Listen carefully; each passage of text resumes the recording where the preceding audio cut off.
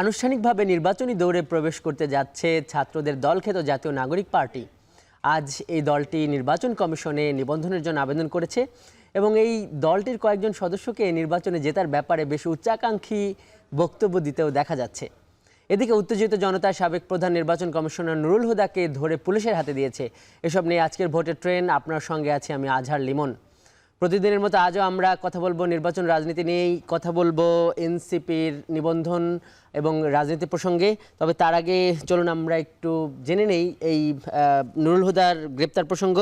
আমাদের সঙ্গে যুক্ত আছেন আমাদের সহকর্মী আসিফ মাহমুদ, আসিফ ইকবাল। আসিফ, যেইটা আমরা দেখলাম যে তাকে গ্রেপ্তার করা হলো, এখন হয়তো এই যে ডিবি কার্যালয়ে আনা হয়েছে, আমরা মানে আপনার কাছ থেকেই জানতে পারলাম কোন মামলায় তাকে গ্রেপ্তার করা হলো এবং সেটা কোন আইনে। আর মানুষকেও আমরা বেশ ক্ষুব্ধ দেখলাম ভিডিওগুলোতে, মানে মানুষেরা কি বলছে আর আপনি কি কি এখন পর্যন্ত জানতে পারলেন? লিমন, সাবেক প্রধান নির্বাচন commissioner K M Nurul Huda, যিনি 2018 সালে যে নির্বাচন হয়েছিল সেখানে কিন্তু তিনি প্রধান নির্বাচন কমিশনারের কিন্তু দায়িত্বটি পালন করেছিলেন। যেটি বলছিলেন, তাকে কিন্তু আজকে সন্ধ্যার দিকে কিন্তু উত্তরার তার বাসার থেকে কিন্তু পুলিশ গ্রেপ্তার করেছে। তার আগে যেই জনতা, উচ্ছ্বসিত জনতা যারা ছিলেন, তারা কিন্তু তাকে জুতার মালা পরানো থেকে শুরু করে জুতা দিয়ে আঘাত করা বা বিভিন্নভাবে আঘাত করেছে, এমন কিন্তু অনেকগুলো ভিডিও কিন্তু ইতিমধ্যে সোশ্যাল মিডিয়ায় ভাইরাল হয়েছে। আমরা সেখানে দেখেছি যে তাকে বিভিন্নভাবে আসলে আঘাত করার চেষ্টা করছে যে সেখানকার জনতারা। একটু জানিয়ে রাখি, নুরুল হুদার পরিচয় যদি একটু জানিয়ে রাখি, তিনি কিন্তু 2018 সালে প্রধান নির্বাচন কমিশনারের দায়িত্ব পালন করেছিলেন। সেই নির্বাচনটির কথা যদি একটু মনে করিয়ে দিই, সেই নির্বাচনে কিন্তু বিএনপিও অংশগ্রহণ করেছিল এবং বিএনপি সেই নির্বাচনে 6টি মাত্র আসন পেয়েছিল এবং বাকি যতগুলো আসন ছিল সেটি কিন্তু আওয়ামী লীগের নেতৃত্বাধীন মহাজোট যেই ছিল, বাকি সবগুলো আসন কিন্তু সেই মহাজোটই পেয়েছিল। এই নির্বাচন নিয়ে আসলে বিএনপি বরাবরই বিভিন্ন সময়ে বিভিন্ন আপত্তি তুলেছিল এবং এই নির্বাচনেই কিন্তু আসলে যে রাতের ভোট দেওয়ার যে কথাটি আসলে এখন আমরা হরহামেশাই শুনি, যে সেই কথাটি কিন্তু আসলে এই নির্বাচন থেকেই শুরু হয় এবং একটা অভিযোগ বিএনপি এবং অন্যান্য দলগুলো যেটি করে থাকে যে তার সময় আসলে রাতের বেলায় ব্যালট বক্স ভরে ভোট দেওয়া হয়েছিল।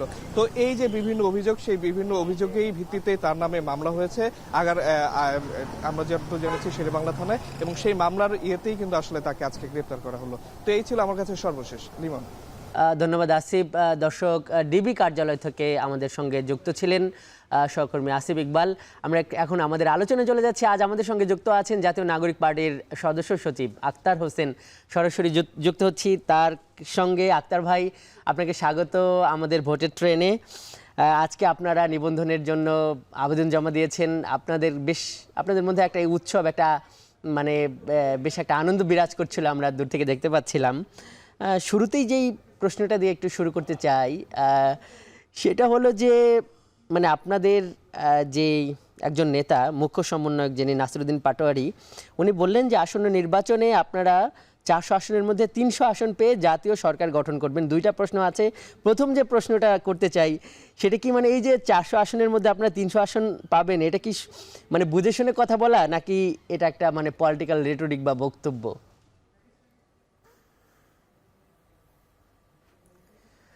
বাংলাদেশে গণঅভ্যুত্থানের প্রেক্ষাপটে নতুন যে রাজনৈতিক দলের আবির্ভাব, বাংলাদেশের মানুষের জনসমর্থনকে সাথে নিয়ে জাতীয় নাগরিক পার্টি এনসিপি তার যে কর্মপরিধি সারা দেশব্যাপী বিস্তৃত করেছে, সেই জায়গা থেকে এটা একটা প্রত্যাশার কথা, এটা একটা প্রত্যাশার জায়গা থেকে বলা। এবং জাতীয় সরকার যে শব্দবন্ধ সেখানে আছে, সেটা খুব সম্ভবত জাতীয় সংসদ এই শব্দকে তিনি মিন করেছেন। জাতীয় সরকার এই শব্দবন্ধর সাথে বাংলাদেশের যে রাজনীতি, সেখানে একটা আলাদা ধরনের বোঝাপড়ার জায়গা রয়েছে। রাজনৈতিক দলগুলো যারা পরস্পর প্রতিদ্বন্দ্বী, তারাও নির্বাচনে অংশগ্রহণ করবার পরে একসঙ্গে একটা সরকার গঠন করাকে জাতীয় সরকার যেভাবে বলা হয়, এখানে মুখ্য সমন্বয়ক তিনি আসলে জাতীয় সরকারের যে ধারণা সেটাকে তিনি মিন করেননি। তিনি আসলে জাতীয় সংসদের কথা বলেছেন, বা সামনে আমরা যে গণপরিষদ নির্বাচনের কথা বলি, স্বাভাবিকভাবে মানুষ সেটাকেই বুঝে থাকেন আর কি, সেটাকে তিনি মনে করেছেন। না, কিন্তু আক্তার ভাই, এটাকে একটু উচ্চাকাঙ্ক্ষী মনে হচ্ছে না? আপনারা তো মাত্র মানে নিবন্ধনের জন্য আবেদন করলেন, এবং এর মধ্যে আপনারা এত বড় একটা ফলাফল চাইছেন, মানে আসলে আপনারা কতগুলো আসন মানে টার্গেট করছেন ইলেকশনের জন্য? এখন পর্যন্ত আপনাদের প্রস্তুতি কি? জাতীয় নাগরিক পার্টি এনসিপি বর্তমানে তাদের নিজেদের সাংগঠনিক সক্ষমতা বৃদ্ধির জন্য আমরা এখন কাজ করছি। আমরা এখন সারা দেশে কমিটি বিস্তারের কাজ করছি, অনেকগুলো জায়গাতেই পথসভা হচ্ছে, উঠান বৈঠক হচ্ছে, জনসংযোগ চলছে। তার মধ্য দিয়ে মানুষের সঙ্গে আমাদের একটা আত্মিক সম্পর্ক এবং একটা সাংগঠনিক সম্পর্ক আমরা তৈরি করবার চেষ্টা করছি। এখনই আসলে নির্বাচন বা সামনে যে নির্বাচন অনুষ্ঠিত হবে সেই নির্বাচনী রাজনীতি বা সেই প্রস্তুতির দিকে আমরা এখনো অগ্রসর হইনি। আমরা বরং মনে করি নির্বাচনের পূর্বের যে কর্তব্যগুলো সরকারের রয়েছে সেগুলো যেন সরকার সঠিকভাবে পালন করে, সেটার দিকেই আমরা আসলে বেশি মনোযোগী। সেক্ষেত্রে মুখ্য সমন্বয়ক যে কথা বলেছেন সেটা একটা প্রত্যাশার জায়গা থেকে বলা। আমরা সে প্রত্যাশা পূরণের চেষ্টা করব এবং সে প্রত্যাশা পূরণের জন্যই আমরা আমাদের কর্মপরিধিকে বিস্তার করা এবং সারা দেশের মানুষদেরকে আমাদের সঙ্গে যুক্ত করা এবং নানা ধরনের কর্মসূচি হাতে নিয়ে আমরা সামনের দিনে নিজেদেরকে এগিয়ে নিয়ে যাব। আখতার ভাই, আপনি আমাদের সঙ্গে থাকুন, আমাদের একটা বিরতিতে যেতে হচ্ছে। দর্শক দেখছেন ভোটের ট্রেন, যাচ্ছে একটি বিরতিতে।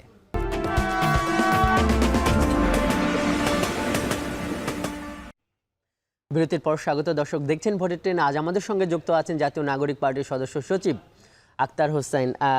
আখতার হোসেন, আপনাকে আবারও স্বাগত। যেটা আমরা বলছি যে আপনারা আজকে যে কাগজগুলো দিয়েছেন, মানে আপনারা তো আরপিও মেনেই নিবন্ধনের জন্য যা যা দরকার সেটা দিলেন। সেখানে আমার যদি ভুল না হয় 330টা জেলায় মনে হয় আপনারা কমিটি দিতে পেরেছেন। মানে যদি 30টা জেলায় কমিটি দেন সেক্ষেত্রে কি আপনারা মানে 300 আসনের ইলেকশনেই যাবেন, নাকি যেহেতু আপনারা প্রথমবার এবার নির্বাচনে অংশ নেবেন সেক্ষেত্রে কি একটু আসন সংখ্যা কমিয়ে অল্প কিছু আসন টার্গেট করে একটু বড় প্রস্তুতি নিয়ে, নাকি আবার একটা আলোচনা হচ্ছে যে জোটের দিকে যাবেন কিনা? আসলে কি পরিকল্পনা এখন পর্যন্ত? জাতীয় নাগরিক পার্টি এনসিপি অল্প কিছুদিন হলো আমরা সারা দেশব্যাপী জেলা এবং উপজেলা পর্যায়ে আমরা কমিটি দিতে শুরু করেছি। কমিটি গঠনের কাজগুলো আমাদের চলমান রয়েছে। এখন পর্যন্ত আমরা 30টির অধিক জেলা কমিটি এবং 150-র অধিক আমরা উপজেলা কমিটি গঠন করতে সমর্থ হয়েছি। কিন্তু নিবন্ধনের জন্য নির্বাচন কমিশনের শর্ত হলো 22টি জেলা কমিটি এবং 100টি উপজেলা কমিটি, তাদের অফিস এবং 100টি উপজেলা কমিটিতে 200 জন করে সদস্য, তাদের ফর্ম এবং তাদের এনআইডি কার্ড সেটা এখানে দাখিল করতে হয়। তো সে জায়গা থেকে আমরা আজকে নিবন্ধনের জন্য নির্বাচন কমিশনে 25টি জেলা কমিটি এবং 105টি উপজেলা কমিটি আজকে আমরা সাবমিট করেছি। আমাদের উপজেলা কমিটি, জেলা কমিটি আসলে এর থেকে আরো বেশি সংখ্যক হয়েছে এবং আমরা আশাবাদী যে খুবই অল্প সময়ের মধ্যে বাংলাদেশের 64টি জেলা এবং মহানগর যতগুলো আছে থানা এবং উপজেলা পর্যায় পর্যন্ত আমাদের কমিটিগুলো আমরা বিস্তৃত করতে সক্ষম হব। একই সাথে আমাদের যে থানা এবং উপজেলা কমিটিগুলো গঠন করা হয়েছে সেখানে অনেকগুলো জায়গাতেই ইউনিয়ন পর্যায়ের এবং মহানগর পর্যায়ে ওয়ার্ড পর্যায়ের কমিটি গঠনের কাজও আমরা শুরু করেছি। সেক্ষেত্রে জাতীয় নাগরিক পার্টি এনসিপি নির্বাচন কমিশনের শর্ত যতটুকু তার থেকেও আসলে আমাদের কর্মযোগ্য আরো বৃহৎ পরিসরে সংগঠিত হয়েছে। আমরা আশাবাদী যে স্বতঃস্ফূর্ত অংশগ্রহণ করতে পারবেন। আপনারা কি 300 আসনে অংশ নিচ্ছেন, মানে বা ওই পুরোপুরি আইনসভার যতগুলো আসন থাকবে সবগুলোতেই কি আপনারা এককভাবে অংশ নেবেন, নাকি জোটে যাবেন? জাতীয় নাগরিক পার্টি বর্তমানে আমরা বারবারও বলেছি যে আমরা নিজেদের সাংগঠনিক সক্ষমতা স্বাতন্ত্র্য বজায় রেখে আমরা কাজ করার পক্ষপাতী। আমরা সংগঠনের কলেবর বৃদ্ধিতে এখন কাজ করছি। একই সাথে সামনে যে নির্বাচন অনুষ্ঠিত হবে, জাতীয় নির্বাচন, গণপরিষদ নির্বাচন, সেই নির্বাচনগুলোর আগে অবশ্যই যেন বাংলাদেশে যে সংস্কার এবং বিচারের দাবি আমরা ছাত্র জনতার পক্ষ থেকে সরকারের কাছে জানিয়েছি এবং যার জন্য সরকার গঠিত হয়েছে সেগুলো যেন বাস্তবায়ন করা হয়। জুলাই সনদ এবং জুলাই ঘোষণাপত্র যেন থাকে। একই সাথে নির্বাচনের জন্য লেভেল প্লেইং ফিল্ড, নিরপেক্ষ মাঠ প্রশাসনের বাস্তবতার কথা আমরা বলেছি। এই বিষয়গুলো নিয়ে অর্থাৎ নির্বাচনের পূর্বে সরকারের অবশ্য পালনীয় যে কর্তব্যগুলো আছে সেই কর্তব্যগুলো সরকার সম্পাদন করছে কিনা সেটাই এখন আমাদের রাজনীতির মূল বিষয়বস্তু হয়ে দাঁড়িয়েছে।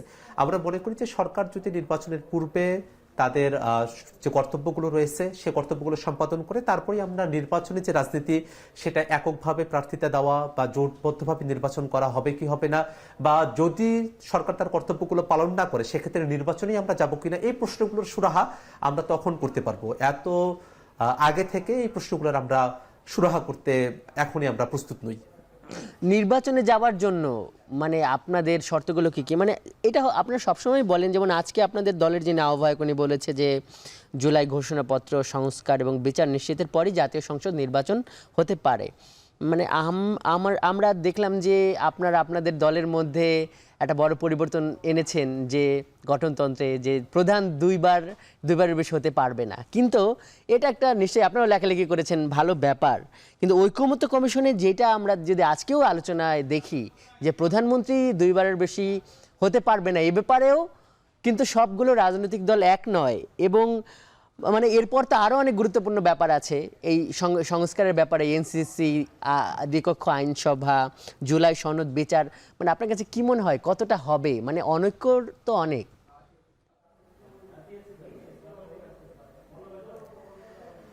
বাংলাদেশের মানুষেরা যে আকাঙ্ক্ষার জায়গা থেকে জুলাই অভ্যুত্থানে অংশগ্রহণ করেছিলেন, জীবন দিয়েছেন, শাহাদাত বরণ করেছেন, এই প্রত্যেকটা বিষয়কে যদি আমরা ভালোভাবে উপলব্ধি করতে পারি, তাহলে অবশ্যই বাংলাদেশে যেন রাষ্ট্রের কাঠামোতে একটা মৌলিক পরিবর্তন আসে, বাংলাদেশ রাষ্ট্রটি গণতান্ত্রিকভাবে পরিচালিত হয় এবং কখনোই আর কোনো ফেসিবাদ এবং স্বৈরাচারের কবলে দেশটা না পড়ে। সেজন্য আমাদের রাষ্ট্রের কাঠামোতে নতুন করে এটাকে পুনর্গঠন করা, সংস্কারের মধ্য দিয়ে নিয়ে যাওয়া, সেটা আমাদের সকলের জন্য একটা কর্তব্যের জায়গা। আমরা মনে করি যে নির্বাচন আয়োজনের পূর্বে অবশ্যই মৌলিক সংস্কারকে বাস্তবায়ন করা, বিচারকে দৃশ্যমান পর্যায়ে উন্নীত করা, জুলাই ঘোষণাপত্র, জুলাই সনদকে জাতির সামনে জারি করা, এই প্রত্যেকটা বিষয় হচ্ছে সরকারের অবশ্য কর্তব্য এবং এই কর্তব্যগুলো সম্পাদন করে তারপরে সরকার নির্বাচনের দিকে অগ্রসর হতে পারে। ঐক্যমত্য কমিশনে প্রধানমন্ত্রীর বেয়াত কতবার হতে পারে সে ব্যাপারগুলোতে মোটা দাগে যতগুলো রাজনৈতিক দল সেখানে অংশগ্রহণ করছেন, অধিকাংশ রাজনৈতিক দলের বক্তব্যই হলো কোনো ব্যক্তি বাংলাদেশে দুইবারের বেশি প্রধানমন্ত্রী হতে পারবেন না। কিন্তু শুধুমাত্র অল্প কিছু দলের পক্ষ থেকে, বিশেষত বিএনপির তরফ থেকে বলা হয়েছে পরপর দুইবার থাকতে পারে, কিন্তু গ্যাপ দিয়ে তৃতীয়বার আবার হতে পারে, বা জীবনে যতবার ইচ্ছা ততবার। মানে তারা যে দলগুলো চাইছে তারা এটাকে কিন্তু একজন রাজনীতিকের অধিকার হিসেবেও দেখছেন।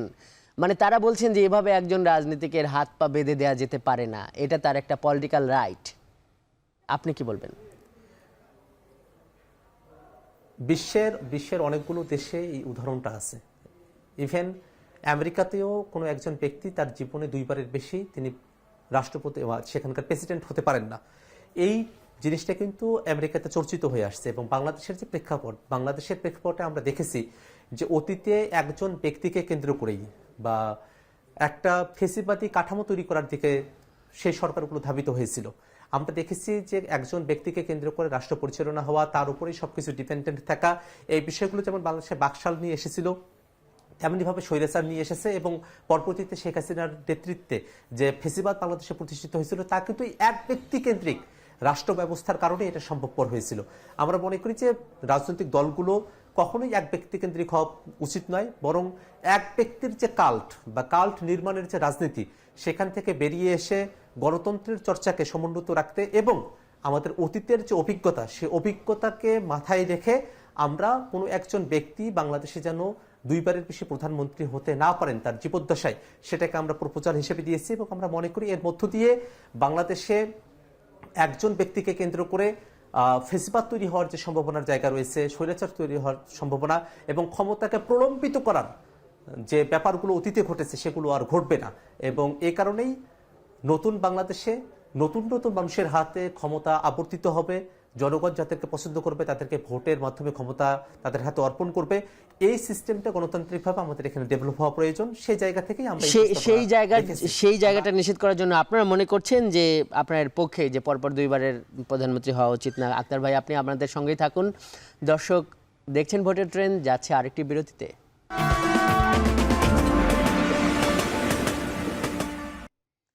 বিরতির পর আবারও স্বাগত। দর্শক দেখছেন ভোটের ট্রেন, আমাদের সঙ্গে যুক্ত আছেন জাতীয় নাগরিক পার্টির সদস্য সচিব আক্তার হোসেন।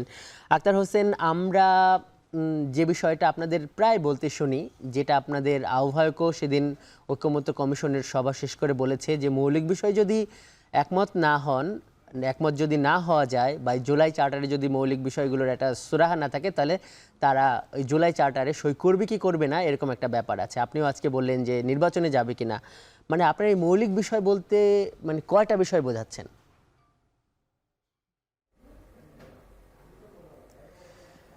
ক্ষমতার বিকেন্দ্রীকরণ এবং জবাবদিহিতা একটা গণতান্ত্রিক রাষ্ট্রের জন্য খুবই গুরুত্বপূর্ণ একটা বিষয়। আমরা জাতীয় নাগরিক পার্টি এনসিপির পক্ষ থেকে মৌলিক সংস্কারের রূপরেখা সেটা কিন্তু আমরা ঐক্যমত্য কমিশনে আমরা উপস্থাপন করেছি এবং সেই বিষয়গুলো নিয়ে আমরা বারংবার এই কথাগুলো বলেছি যে প্রধানমন্ত্রীর দায়িত্ব কর্তব্যের জায়গাগুলো কতদূর পর্যন্ত হবে, তারপরে এনসিসির মতো বিষয়গুলো এসেছে, ন্যাশনাল যে কমিশনগুলোর কথা বলা হয়েছে, সরকারি সাংবিধানিক যে প্রতিষ্ঠানগুলো রয়েছে সেগুলোর নিয়োগ থেকে শুরু করে নিয়ে বিচার বিভাগের স্বাধীনতা, এই প্রত্যেকটা বিষয় আমরা কিন্তু আমাদের মৌলিক সংস্কারের মধ্যে আমরা এগুলোকে অন্তর্ভুক্ত রেখেছি। তো মৌলিক সংস্কারের জায়গাটা হলো বাংলাদেশ রাষ্ট্রটিকে পরিচালনা করবার ক্ষেত্রে গণতান্ত্রিক একটা স্তরে আমাদেরকে উন্নীত হতে হলে যে সংস্কারগুলো আমাদের প্রয়োজন সেই সংস্কারগুলোকে ফেলে রেখে যেন একটা জুলাই সনদের যে কথা বলা হচ্ছে সেটা আসলে কোনোভাবেই একটা ইসেন্স রাখে না, কোনোভাবেই সেটা একটা মূল্যবান কিছু হিসেবে আমাদের কাছে উপস্থাপিত হয় না। আক্তার, এখানে প্রশ্নটা হলো যে সংস্কারের যে বিষয়গুলো, প্রস্তাবগুলো আপনি যেগুলো বললেন যে বিচার বিভাগ কিংবা এই যে আইনসভা কিংবা প্রধানমন্ত্রীর ক্ষমতা, মানে এগুলো তো অনেক, এবং এটাও তো মানে আমরা যখন মানে ঐকমত্যের কথা বলি তখন সবাই যে সব ব্যাপারে একমত হবে না এটাও তো একটা যৌক্তিক ব্যাপার। যারা একমত হয় না তারা এগুলো বলে, তো সেই ক্ষেত্রে কি অনেক বিষয় একমত হওয়া সম্ভব, বা আমরা এটাই জানতে চাই যে সুনির্দিষ্ট আসলে মৌলিক বিষয় কয়টা?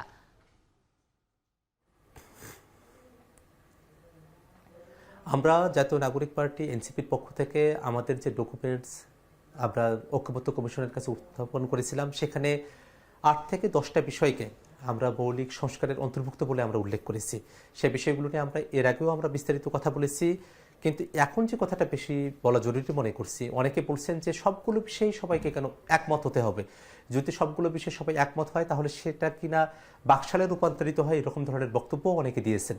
আমরা মনে করি যে এই বক্তব্য বিভ্রান্তিকর এই কারণে যে মৌলিক সংস্কারের যে জায়গাগুলো রয়েছে সেই জায়গাগুলোতে এটা দেশের সকল মানুষের একটা প্রত্যাশার জায়গা এবং সকল মানুষের চাওয়ার জায়গা, যাতে বাংলাদেশ রাষ্ট্রটি একটি গণতান্ত্রিক রূপান্তরের দিকে ধাবিত হতে পারে, যাতে ক্ষমতার বিকেন্দ্রীকরণ হয় এবং এখানে জবাবদিহিতার জায়গা সুনিশ্চিত হয়। এই বিষয়গুলোকে যদি নিশ্চিত করা না হয় রাষ্ট্র কাঠামোর মধ্যে, তাহলে অবশ্যই আমাদেরকে জুলাই অভ্যুত্থানের যে আকাঙ্ক্ষা সেখানে থেকে আমাদের দূরে সরে যেতে হবে, দূরে সরে যেতে হবে। আচ্ছা, আমরা একদম শেষ মুহূর্তে আছি, তো আমরা শেষ যে প্রশ্নটা করতে চাই যে আপনারা আজকে নিবন্ধনের জন্য আবেদন করেছেন, দলের প্রতীক কেন শাপলা চাইলেন? আরেকটা ব্যাপার যে এনসিপি গঠনের আগে এই যে অভ্যুত্থানের যারা ছাত্র নেতা তারা যেভাবে একটা মানে ছাত্র নায়ক হিসাবে সবার কাছে ছিল গ্রহণযোগ্যতার দিকে, মনে করা হয় বা অনেকে মনে করেন যে এনসিপি গঠনের পরে এই গ্রহণযোগ্যতাটা অনেকটা কমে গেছে, অনেকেই নানান ধরনের সমালোচনা করছে। মানে মনে কি হয় যে মানে তাহলে এই এনসিপি এই যে যারা এই নেতারা কত দূর আগাবে? তাইলে একদম শেষ প্রশ্ন। জাতীয় নাগরিক পার্টি এনসিপি একেবারে আমরা যখন নাগরিক পার্টিতেও নাই, আমরা যখন নাগরিক কমিটিতে ছিলাম, আমাদের অনেকেই যখন বৈষম্যবিরোধী ছাত্র আন্দোলনে ছিলেন, সেই সময়গুলোতে এই প্ল্যাটফর্মগুলো আসলে সকল দলের সকল মানুষের একটা প্ল্যাটফর্ম হিসেবে ছিল। বৈষম্যবিরোধী ছাত্র আন্দোলন বা নাগরিক কমিটির মতো যে প্ল্যাটফর্মগুলো ছিল, আমরা সেখান থেকে রাজনৈতিক দল গঠন করেছি। রাজনৈতিক দল গঠন করার পরে অবশ্যই আমাদের প্রতিযোগী যে রাজনৈতিক দলগুলো আছে তাদের নানা ধরনের আমাদেরকে প্রতিযোগিতার মধ্য দিয়ে যেতে হয়েছে, নানা ধরনের প্রশ্নের মুখে আমাদেরকে পড়তে হয়েছে, কিন্তু স্বাভাবিকভাবে সারা বাংলাদেশের মানুষের কাছে এই অভ্যুত্থানের নেতৃত্ব তাদের যে গ্রহণযোগ্যতার জায়গা রয়েছে সেটা আরও দিনে দিনে পোক্ত হয়েছে বলেই আমাদের কাছে প্রতীয়মান হয়েছে। কারণ বাংলাদেশের মানুষেরা নতুন নেতৃত্বের কাছে ভরসা রেখেছেন, নতুন নেতৃত্বের কাছে নতুন বাংলাদেশ তারা প্রত্যাশা করেন। সেটা আমরা গ্রামে গঞ্জে যখন মানুষের কাছে গিয়েছি, আমরা যখন হাটে বাজারে গিয়েছি এবং শহর মফস্বলেও মানুষের সঙ্গে আমাদের যখন ইন্টারাকশন হয়েছে তখন আমরা মানুষের এই মনোভাব দেখতে পেয়েছি যে তারা এই নেতৃত্বের সঙ্গে এই জাতীয় নাগরিক পার্টির যে ন্যারেটিভ এবং যে আইডিয়ার কথাগুলো আমাদের রয়েছে তার সঙ্গে তারা সবাই একাত্ম, এবং এই বিষয়গুলোতে বাংলাদেশের মানুষেরা আমাদের সঙ্গে থেকে একই সাথে তারা রাজপথে থেকে বাংলাদেশের ভবিষ্যতের জন্যই এনসিপিকে তারা এগিয়ে নিয়ে যেতে চান। আর একটা বিষয় হলো জাতীয় নাগরিক পার্টি এনসিপির পক্ষ থেকে আজকে আমরা 3টি প্রতীককে আমাদের প্রতীক হিসেবে চেয়েছি, তবে শাপলা, কলম এবং মোবাইল এই 3টে বিষয় এখানে আমরা উত্থাপন করেছি। আমাদের তবে প্রধানতম পছন্দ বা প্রথম পছন্দ হচ্ছে শাপলা। শাপলা বাংলাদেশ দীর্ঘ সময় ধরে আমাদের এই বঙ্গীয় বদ্বীপের মধ্যে আমাদের মানুষেরা যে ধনে ধান্যে পুষ্পে ভরা এক বাংলাদেশের কথা আমরা বলি, যে প্রাণ প্রকৃতির কথা বলি, তার একটা অন্যতম সিম্বল হচ্ছে শাপলা। সিম্বল হচ্ছে শাপলা। আক্তার হোসেন, আমরা একদম শেষ প্রান্তে। মানুষ যেভাবে একটা রাজনৈতিক পরিবর্তন চায়, সেভাবে হয়তো এনসিপি জন্য মানুষের অনেক শুভকামনা আছে। আপনাকে অনেক ধন্যবাদ আজকের এই অনুষ্ঠানে যুক্ত হবার জন্য। দর্শক, এই ছিল আজকের ভোটের ট্রেনে। এতক্ষণ সঙ্গে থাকার জন্য ধন্যবাদ।